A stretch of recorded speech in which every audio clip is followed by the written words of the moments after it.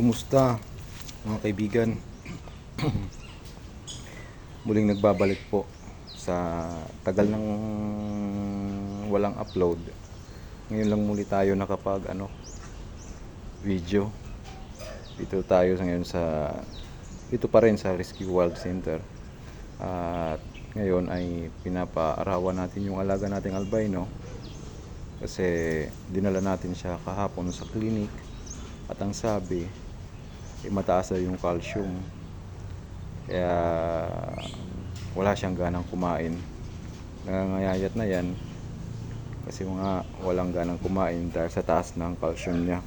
Kaya ngayon ito pinapaarawan natin. Simpleng lang, paaraw lang dyan at pilit siyang umaalis dyan sa pinipwestyuhan niya kasi naghahanap siyang ng matataguan para hindi masyado maaarawan. Yan, pinantayan ko yan kasi baka mawala rin. Ako yung pagagalitan.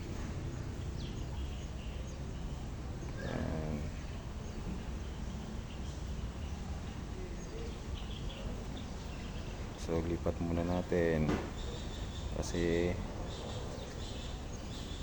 tumatakas sa araw.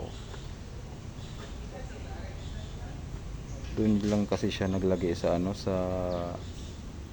sa cage niya.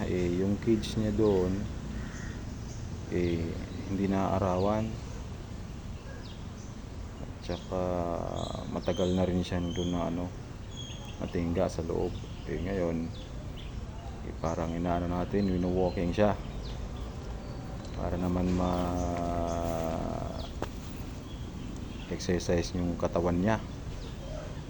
Lagi na lang siyang nakabaloktot.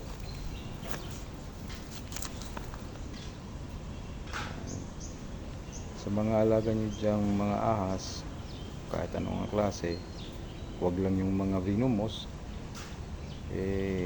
paaraw-arawan nyo din minsan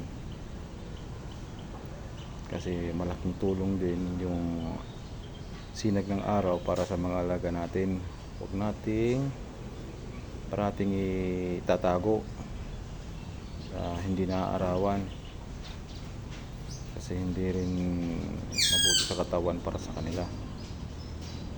Katulad din ng mga tao, tulad din natin, na kailangan din natin minsan magpaaraw sa ganitong oras, about kung may araw na sa 6 hanggang to 8, pwede yun, maganda yun, magpaaraw. Maganda sa katawan sa atin. Sa atin naman, exercise tayo para sa ating katawan, at saka yung mga alaga naman natin o kahit na paaraw-arawan din natin.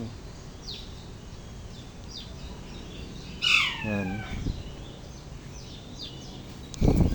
At sa mga nakakapanood po dito sa video natin, natin ulit lipat natin. Ito lang.